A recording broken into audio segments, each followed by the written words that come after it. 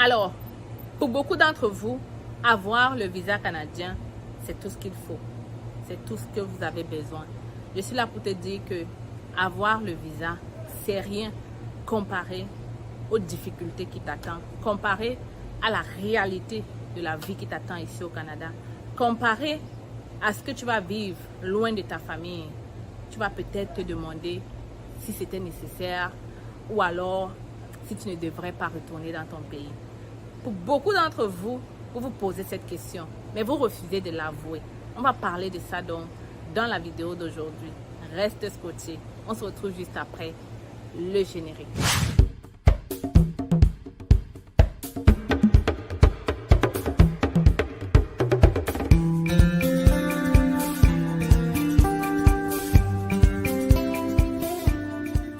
Aujourd'hui, cette vidéo, c'est pour les nouveaux arrivants, pour tous ceux qui viennent d'avoir le visa et même ceux qui sont en train de faire leur demande pour venir au Canada. Je m'adresse ici à vous particulièrement parce que je remarque beaucoup de choses et je me dois de te dire la vérité. J'ai l'impression et je constate amèrement que vous vous dites que l'immigration au Canada, avoir le visa, c'est tout ce qu'il vous faut. C'est loin de l'aide. Vous êtes très loin de la réalité. Et je vais te décevoir en te disant que la difficulté se trouve au Canada. Certes, le Canada est un très bon pays. Beaucoup d'opportunités. Tout est ouvert. Tu peux réussir si tu veux. Mais ça ne va pas être facile. Je suis désolée. On ne va pas te dresser un tapis comme ça. Ça ne va pas être évident. Tu vas devoir démontrer. Tu vas devoir travailler. Tu vas devoir prouver que tu avais raison d'être au Canada. Pour beaucoup d'entre vous, 10 ans après, 2 ans seulement après, il y a même d'autres qui, dès leur arrivée, ont envie de retourner dans leur pays. Oui, mais ils ne vont jamais l'avouer. Quand vous allez les appeler, ils vont vous dire que non, ils sont contents. Mais dès que vous raccrochez, c'est le déluge, c'est le stress. C'est les maux de tête, c'est les migraines. Ce sont les réflexions à n'en plus finir. C'est la vérité, hein, qu'on ne vous mente pas. On est tous passés par là, nouveaux arrivants. On a eu des journées de pleurs, tout seul dans sa chambre, où on se demandait si on a bien fait d'être là. Des journées où on se demandait si on ne devrait pas prendre l'avion pour retourner dans notre pays. On a tous eu ces moments de doute. Ces moments-là, où il n'y avait personne pour nous consoler. Ces moments-là où il fallait chercher la force à l'intérieur de soi pour continuer à vivre dans ce pays-là. Si tu es au Canada, tu comprends ce que je veux dire. Si tu es nouveau arrivant, si tu es immigrant, tu comprends ce que je veux dire. Et ça, ce n'est pas à cause du Canada qui est un mauvais pays, non. C'est juste le fait d'être ailleurs. Mais la raison principale aussi pourquoi ça arrive à beaucoup de nouveaux arrivants, ce que je pense, c'est que pour beaucoup, vous n'êtes pas avertis. Pour beaucoup, vous n'êtes pas assez préparés à ce qui vous attend. Pour beaucoup, vous avez vu des vidéos vous montrant le Canada comme le meilleur pays, comme le pays où tout est facile. Alors que ce n'est pas le cas. Ce n'est pas le cas. Le Canada, comme j'ai dit, a beaucoup d'opportunités. Mais il va falloir travailler pour pouvoir profiter. Il va falloir s'éduquer pour pouvoir profiter. Il va falloir aller à des rencontres. Il va surtout falloir s'éduquer. Et il va surtout falloir être ouvert au monde extérieur. Et ne pas rester dans son cocon, dans sa bulle, en se disant que tout viendra. Malheureusement, je remarque que les nouveaux arrivants sont très pressés. Ils sont tellement pressés et c'est ça qui cause le stress. Parce que vous arrivez dans un pays comme le Canada. Vous commencez à marcher avec des gens qui sont là depuis 9 ans, 10 ans. Vous voyez leur train de vie. Vous voyez leur style. Vous voyez leur style vestimentaire. Vous voyez leur manière de faire, de parler, de s'exprimer, de connaître tout. Et directement, vous êtes frustré. Vous êtes frustré. Vous êtes parfois même aussi jaloux. Et pour d'autres, vous voulez vous comparaître à ce genre de personnes. Et c'est ça qui crée la frustration. Et c'est ça qui vous amène à faire des mauvais choix. Parce qu'on connaît nos frères africains, la plupart du temps, quand ils voient une personne qui le dépasse, il a soit honte d'aller demander comment la personne a fait, ok? Soit il ne veut pas se rabaisser du tout. Pour lui, ça ne peut pas se faire. Hein? Si la personne a réussi, alors lui, sûrement, il va trouver l'information pour le faire. Alors qu'il suffit juste de t'avancer, de poser la question pour que la personne puisse t'aider. Alors les amis, sachez que ce n'est pas comme ça que ça marche. Ce n'est pas du tout comme ça que ça marche. Toi qui vas arriver au Canada, arrête ça. Parce que j'ai déjà vécu ça plusieurs fois. Et je suis là pour te dire que la personne qui est là, ça fait 9 ans. Hein? Il est passé par beaucoup de choses, peut-être même pire que toi. Et ce que tu vois aujourd'hui, c'est le résultat des sacrifices. C'est le résultat du dur labeur. C'est le résultat du travail. C'est le résultat du fait que lui aussi il a dû s'agenouiller à un moment donné pour arriver là où il est. Pour beaucoup d'entre vous, surtout ceux qui sont reçus par la famille, par des amis, par les membres de la personne, pour vous c'est encore plus grave. Parce que vous vous dites que vous avez atterri chez des gens et vous ne pouvez plus faire aucun effort. Vous vous dites que la personne doit tout faire pour vous. C'est encore plus grave, malheureusement. C'est encore plus grave, je ne sais pas pourquoi. Mais sachez que cette personne n'est pas obligée de faire des choses pour toi. Et que c'est à toi d'aller vers la personne pour demander des choses. Et ça c'est la même chose partout. Hein? Même si la personne t'a pas créé, même si c'est les amis, même si c'est... Bref, arrête de te comparer. Arrête de voir des gens qui sont au Canada depuis des mois et de croire que tu vas être comme lui le lendemain. Ça va te prendre du temps pour bâtir ton histoire. Ça va te prendre du temps pour arriver là où tu devais arriver. C'est le conseil que je vais te donner aujourd'hui. C'est de te rapprocher vers les organisations. C'est de te rapprocher vers cette personne-là dont tu as le sentiment qui a la vie que tu as envie d'avoir dans quelques années. C'est de te rapprocher vers les bonnes personnes et surtout de poser des bonnes questions. Comment tu as fait pour en arriver là? Ou alors, qu'est-ce que je dois faire? Qu'est-ce que je ne dois pas faire pour tomber dans le piège? Ok? Et c'est pour ça que j'organise une rencontre vendredi sur le thème le crédit au Canada. Cette rencontre-là se fait avec un partenaire des jardins. Je ne sais pas à quel moment vous allez voir cette vidéo. J'espère que ça sera avant. Donc, si toi, tu es nouveau arrivant au Canada ou alors tu as déjà ton visa, inscris-toi à la conférence. Je vais prendre les gens jusqu'à jeudi parce que vendredi, je n'aurai pas le temps de vous envoyer le lien. Donc, je prends les gens jusqu'à jeudi. Je vous donne le lien Teams et on pourra se rencontrer, causer, discuter. Et vous allez apprendre beaucoup de choses sur le crédit parce que le crédit, c'est l'une des choses qui cloue beaucoup de nos nouveaux arrivants au Canada. Parce que vous arrivez là et au lieu de vous concentrer sur comment la personne a fait, vous voulez faire comme lui. Résultat, vous gaspillez votre crédit, vous empruntez de l'argent à gauche, à droite, vous prenez 10 cartes de crédit et quelques années plus tard, vous vous retrouvez dans le trou, vous ne pouvez plus rien faire. Donc, les amis, les nouveaux arrivants, je ne vais pas parler trop longtemps.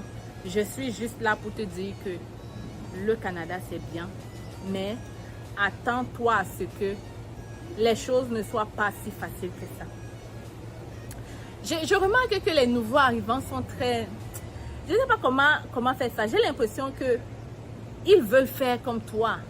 Et quand tu les regardes faire, tu ris. Moi particulièrement, quand je regarde un nouveau arrivant, ce n'est pas parce que tu es nouveau arrivant que je vais dégringoler mon style de vie pour arriver à toi. Non, je vis comme je vis.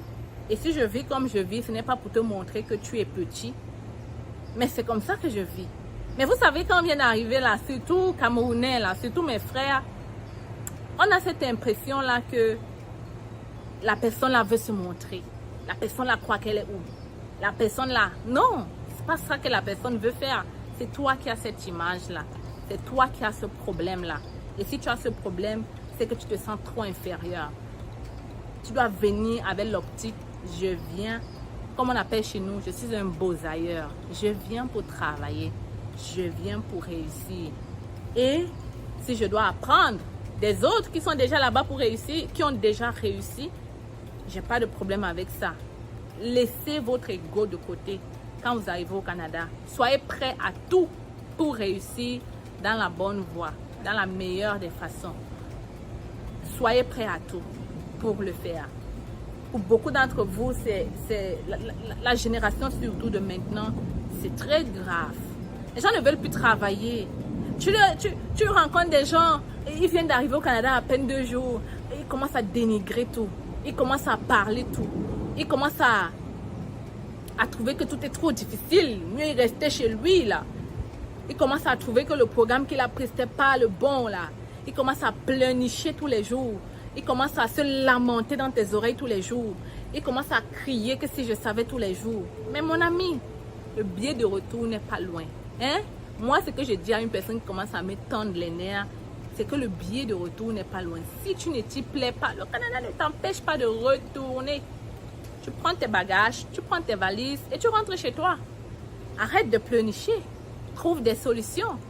Hein? Trouve des solutions. Bats-toi pour réussir. C'est tout ce qu'on te demande ici. Si tu te bats, tu vas réussir. Hein, les amis?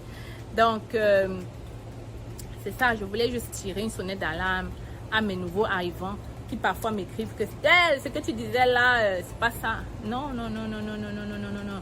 Ne pensez jamais, j'ai jamais dit que le Canada, tu vas venir t'asseoir et puis tout va être facile.